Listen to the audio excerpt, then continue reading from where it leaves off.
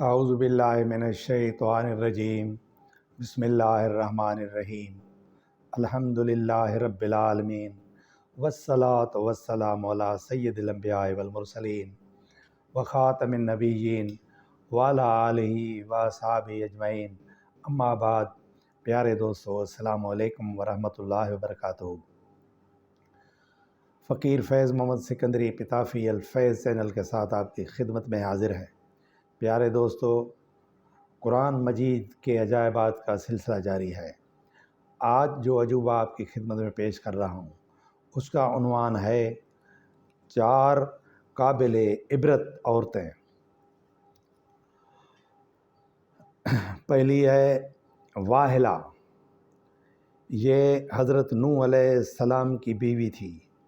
اس کو ایک نبی برحق کی زوجیت کا شرف حاصل ہوا اور برسوں یہ اللہ کے نبی کی صحبت سے سرفراز رہی، مگر اس کی بدنصیبی قابل عبرت ہے کہ اس کو ایمان نصیب نہیں ہوا، بلکہ یہ حضرت نوح علیہ السلام کی دشمنی اور توہین اور بے ادبی کے سبب سے بے ایمان ہو کر مر گئی اور جہنم میں داخل ہو گئی۔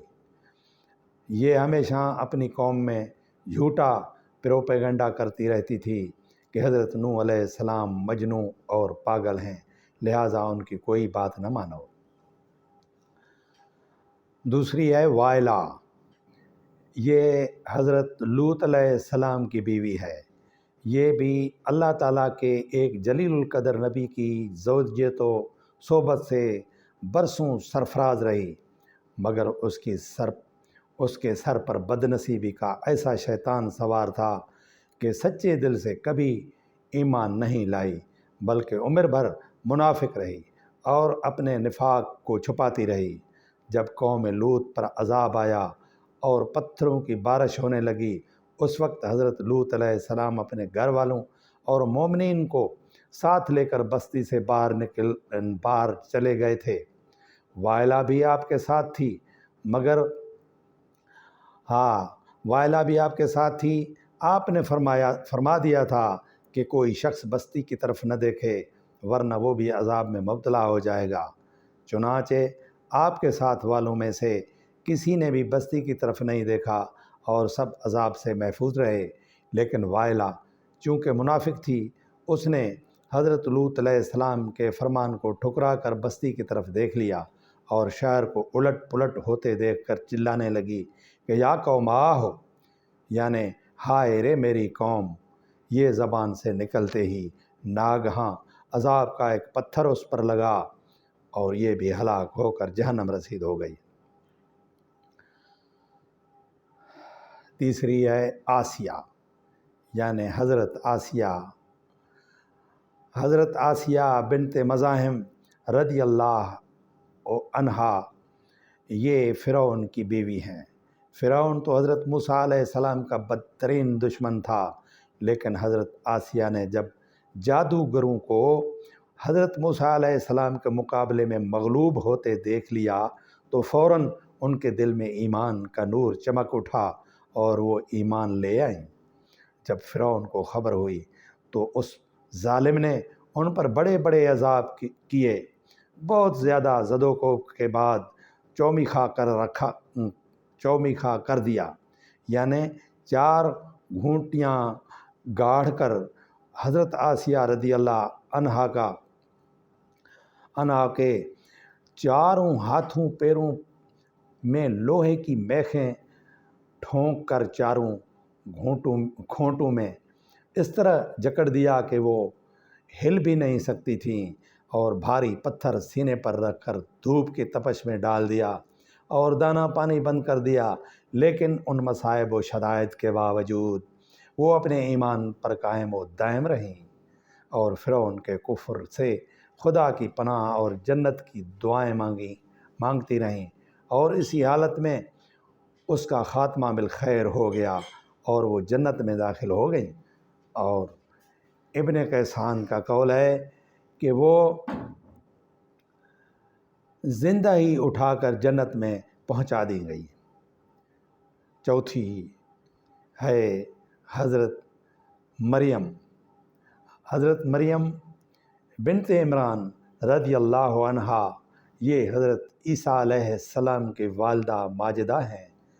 چونکہ حضرت عیسیٰ علیہ السلام ان کے شکم سے بغیر باپ کے پیدا ہوئے، اس لیے ان کی قوم نے طعن اور بدگوئیوں سے ان کو بڑی بڑی ایذائیں پہنچائیں، مگر یہ صابر رہ کر اتنے بڑے بڑے مراتب و درجات سے سرفراز ہوئیں کہ خداوند قدوس نے قرآن مجید میں ان کی مدح و ثنا کا بار بار خطبہ ارشاد فرمایا۔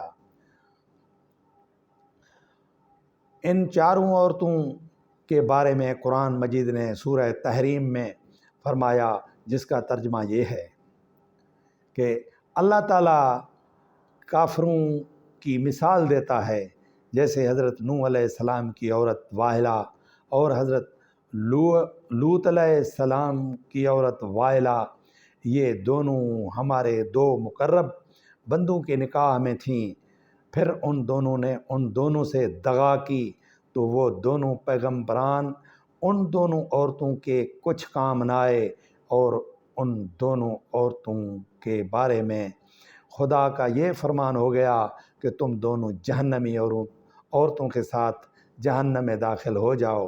اور اللہ تعالیٰ مسلمانوں کی مثال بیان فرماتا ہے کہ فرعون کی بیوی آسیہ، جب انہوں نے عرض کی، اے میرے رب، میرے لیے اپنے پاس جنت میں گھر بنا اور مجھے فرعون اور اس کے کام سے نجات دے اور مجھے ظالم لوگوں سے نجات بخش، اور عمران کی بیٹی مریم جس نے اپنے پارسائی کی حفاظت کی، تو ہم نے اس میں اپنی طرف کی روح پھونکی اور اس نے اپنے رب کی باتوں اور اس کی کتابوں کی تصدیق کی اور فرما برداروں میں سے ہوئی۔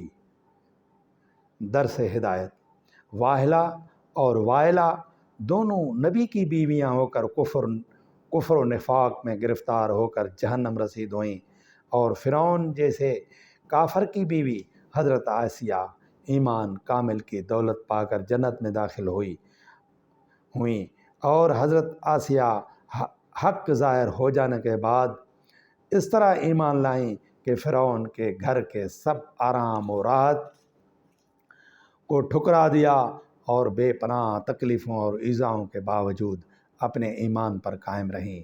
بلا شبہ یہ باتیں قابل عبرت ہیں، اور یہ عورتیں بھی قابل عبرت ہیں۔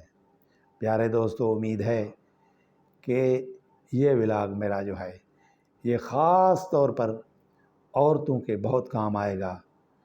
امید ہے کہ ہماری مائیں، بہنیں، بیٹیاں یہ سن کر عبرت حاصل کریں گی اور اپنے خاوندوں کی خدمت کریں گی ایمانداری سے، منافقی سے نہیں۔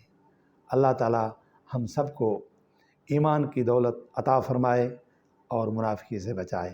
وما علینا الا البلاغ المبین۔